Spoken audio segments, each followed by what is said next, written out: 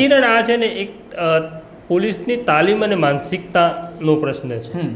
તાલીમમાં આપણને આજે આપણી જે પોલીસની તાલીમ છે ને એ મગજની તાલીમ નથી કે બ્રેનનો ઉપયોગ કેવી રીતના કરવો. તમને એવું શીખવાડવામાં આવે છે કે તમારે દંડાના ઉપયોગથી કાયદો એની વ્યવસ્થા કે બંદૂકના ઉપયોગથી કાયદોની વ્યવસ્થા જાળવવાની છે. તમારે સાયકોલોજીકલ પ્રોબ્લેમ અથવા એક ગુનેગાર સાથે કેવી રીતના ટ્રીટ કરવું એની તાલીમ જ નથી. હજી પણ પેલી લેફ્ટ રાઇટ વાળી તાલીમ છે કે 5 કિલોમીટર દોડાવો, 10 કિલોમીટર દોડાવો, ગુણ લઈને દોડો, રાઇફલ લઈને દોડો.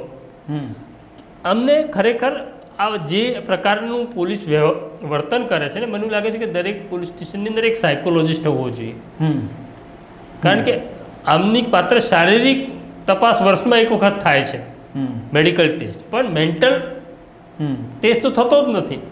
અને મેન્ટલ ટેસ્ટ થતો નથી એની અંદર આ બધી ભૂલો થઈ રહી છે કે એની માનસિક ક્ષમતા કેટલી છે, કારણ કે એને માણસ સાથે ડીલ કરવાનું છે.